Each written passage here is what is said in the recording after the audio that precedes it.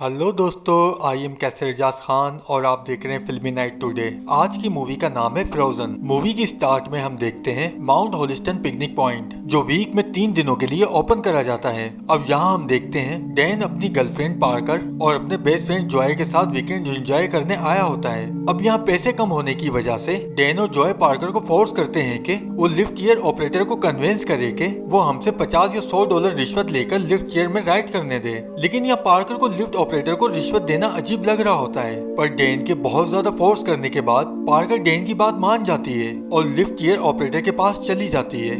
अब Parker operator को convince करने की कोशिश करती है और फिर आखिरकार ऑपरेटर $100 में मान जाता है। अब यहाँ ये तीनों लिफ्ट चेयर की राइड के लिए बैठ जाते हैं। जॉय पार्कर को कुछ ज्यादा पसंद नहीं करता और दोनों की आपस में बहस होती रहती है। और अब ये लोग लिफ्ट के जरिए माउंट हिल पर आ जाते हैं और आइस स्केट के लिए रेडी हो ही रहे होते हैं कि जॉय को वहाँ एक लड़की दिखती है जो अपने आइस स्केट बोर्ड को पहनने की कोशिश कर रही होती है। यहाँ जॉय ये देखकर उसकी मदद करने उसके पास जाता है और उस लड़की से हेल्प का पूछता है। यहाँ वो लड़की जॉय से बोलती है, हाँ मुझसे ये बोर्ड बांधी नहीं जा रही। जॉय बोलता है, कोई बात नहीं, मैं बांध देता हूँ। तभी पीछे से वहाँ उस लड़की का बॉयफ्रेंड आ जाता है जो जॉय को धक्का देकर गिरा देता है, जिस पर वो लड़की अपने बॉयफ्रेंड पर गुस्सा होती है और बोलती है, मैं अपना ख्याल खुद रख सकती हूँ, और उसे वहाँ से जाने का बोलती है। फिर वो लड़की जॉय से सॉरी करती है और अपना नाम शैनन बताती है। जॉय भी उसे अपना नाम बताता है और फिर वो लड़की वहाँ से चली जाती है। उसके बाद यहाँ ये तीनों सारा दिन स्नो स्केटिंग करते हैं और खूब डे एंजॉय करते हैं। उसके बाद सीन चेंज होता है। यहाँ पार्कर अपने लिए काउंटर से बर्गर ले रही होती है और दूसरी जगह डैन और जॉय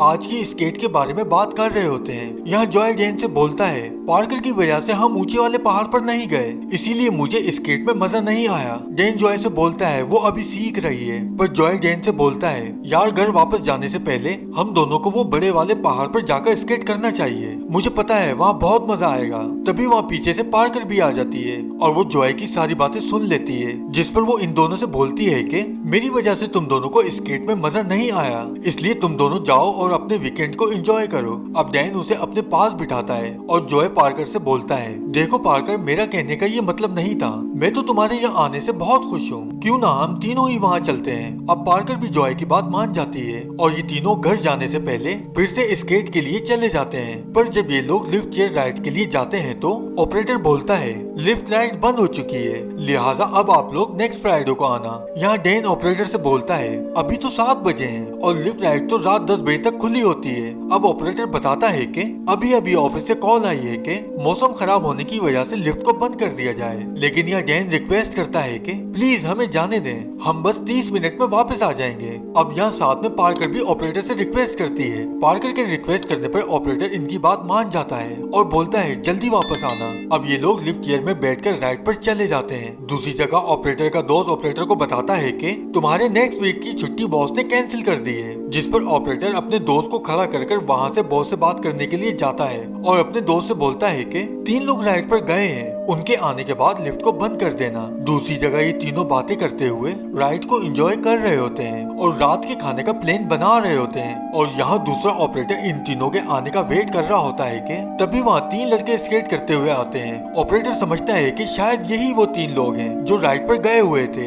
इन्हें देखकर वो लिफ्ट चेयर राइड का पावर ऑफ कर देता है और यहाँ ये तीनों अभी बीच में ही पहुंचे होते हैं और लिफ्ट होने के बाद लिफ्ट चलने का वेट करते हैं और इधर उधर की बातें करते रहते हैं कि तभी वहाँ सारे एरिया की भी लाइट ऑफ हो जाती है। अब ये सब देखकर ये तीनों परेशान हो जाते हैं, क्योंकि अब इन्हें लग रहा होता है कि शायद वो लोग हमें भूल गए हैं। पार्कर घबराकर बोलती है, अब हम क्या करेंगे, मुझे बहुत ठंड लग रही है और हमारे पास मोबाइल भी नहीं है। डैन पार्कर को समझाता है और बोलता है कि घबराओ नहीं, यहाँ सब जगह कैमरे लगे हुए हैं और वैसे भी वो लोग हमें ऐसे छोड़कर नहीं जा सकते। फिर जॉय बोलता है, मुझे लगता है लिफ्ट ऑपरेटर हमें डराने के लिए मजाक कर रहा है, जिस पर डैन बोलता है, अगर ऐसा है तो मैं उसकी बैंड बजा दूंगा वापस जाकर। लेकिन पार्कर बोलती है कि मुझे नहीं लगता ये सब कोई मजाक है, क्योंकि सारी लाइट भी बंद हो चुकी हैं। और अब यहाँ पार्कर बुरी तरह रो रही होती है, जिस पर डैन उस पर चिल्लाने लगता है। पर जॉय बोलता है, पार्कर घबराओ नहीं, सब ठीक हो जाएगा। अब पार्कर बोलती है, तुम्हें नहीं पता क्या आज संडे है और अब रिसोर्ट फ्राइडे को ओपन होगा, जब तक हम यहाँ कैसे जिंदा रह सकते हैं। अब इसी जिद बहस में काफी टाइम गुजर जाता है और अब मौसम भी खराब होने लगता है और साथ में स्नो फॉलिंग भी शुरू हो जाती है, जिसकी वजह से ठंड में इन तीनों की हालत खराब हो रही होती है। तभी इन्हें नीचे एक ट्रक आता दिखता है। अब ये तीनों जोर जोर से हेल्प के लिए चिल्लाते हैं, पर वो ट्रक ड्राइवर इनकी आवाज सुन ही नहीं पाता पाता। उसके बाद ये लोग ऊपर से अपनी चीजें भी फेंकते हैं, पर तूफानी हवाओं और बर्फ की वजह से उस ड्राइवर को कुछ दिखाई नहीं देता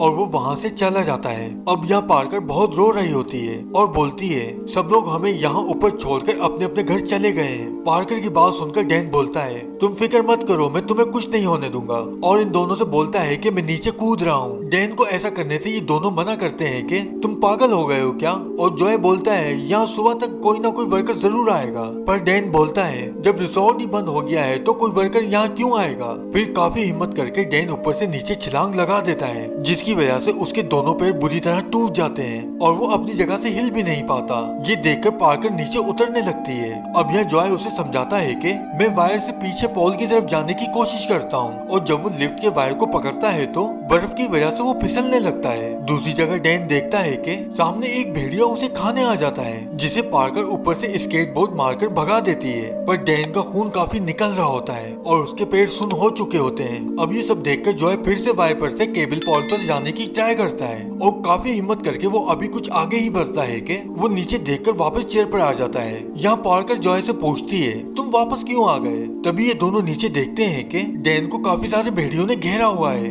अब डैन जॉय से बोलता है प्लीज तुम पार्कर को नीचे मत देखने देना। अब यहाँ बेचारा डैन चीखता चिल्लाता मर जाता है और यहाँ ये दोनों उसकी चीखें सुनने और रोने के अलावा कुछ नहीं कर पाते। उसके बाद सीन चेंज होता है और अब सुबह हो जाती है। यहाँ जब पार्कर की आंख खुलती है तो वो देखती है उसका हाथ सेफ्टी बार के साथ जम जाता है, और जब वो अपना हाथ छुड़ाने की कोशिश करती है तो उसके हाथ की स्किन उतर जाती है। तभी जॉय की भी आंख खुल जाती है और वो पार्कर से बोलता है अब सुबह हो चुकी है, यहाँ जरूर कोई ना कोई हमें ढूंढने आएगा। उसके बाद ये लोग मदद का वेट करते हैं और यहाँ जॉय पार्कर को डैन के बचपन के किस्से सुना रहा होता है। उसके बाद अब दोपहर हो जाती है, लेकिन यहाँ इनकी मदद के लिए कोई नहीं आता। अब जॉय पार्कर से बोलता है मुझे ही कुछ करना होगा। अब जॉय दोबारा हिम्मत करके लिफ्ट के वायर को पकड़ता है, लेकिन एक जगह जोर लगने की वजह से चेयर का बोल निकल जाता है, पर चेयर वहीं अटक जाती है और अब जॉय बड़ी मुश्किलों से लिफ्ट की दूसरी चेयर तक पहुंच जाता है, लेकिन वायर से उसके हाथों में काफी गहरे जख्म हो जाते हैं। और जब वो नीचे देखता है तो वहाँ अभी भी भेड़िए घूम रहे होते हैं। फिर जॉय पार्कर से बोलता है कि मेरी तरफ स्केट बॉल फेंको ताकि मैं नीचे भेड़ियों से अपना बचाव कर सकूं। फिर कुछ देर आराम करने के बाद वो वायर पर लटक कर केबल पॉल तक पहुंच जाता है, और जब वो केबल पॉल से नीचे उतरता है तो वहाँ दो भेड़िए जॉय पर हमला कर देते हैं, लेकिन जॉय उन्हें मार के भगा देता है। और फिर पार्कर से बोलता है कि तुम फिक्र मत करो, मैं जल्दी ही मदद लेकर वापस आऊंगा, और वहाँ से चला जाता है। अब यहाँ पार्कर को जॉय का इंतजार करते हुए शाम और फिर रात हो जाती है, लेकिन जॉय वापस नहीं आता।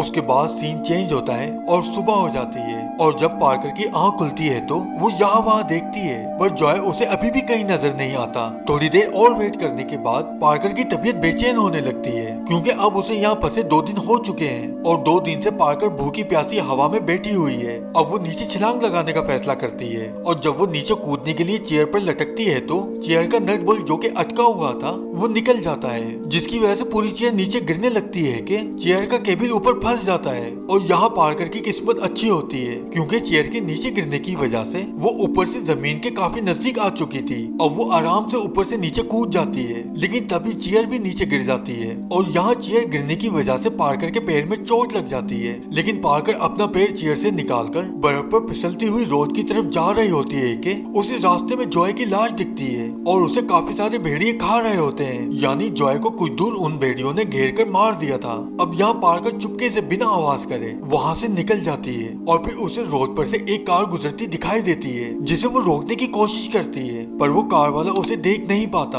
अब यहाँ पार्कर मदद के लिए एक सड़क के किनारे लेट जाती है। फिर कुछ देर बाद वहाँ एक दूसरी कार आती है और वो आदमी पार्कर को देख लेता है और उसे उठाकर अपनी कार में बिठा लेता है, और इस तरह से पार्कर की जान बच जाती है। इसके बाद दोस्तों यहाँ इस मूवी का एंड होता है। अगर आपको ये मूवी अच्छी लगी हो तो इसे लाइक, शेयर और चैनल को सब्सक्राइब करना मत भूलिएगा, और साथ में बेल के बटन को भी प्रेस कर दीजिएगा ताकि आने वाली हर वीडियो का नोटिफिकेशन आपको मिलता रहे। शुक्रिया।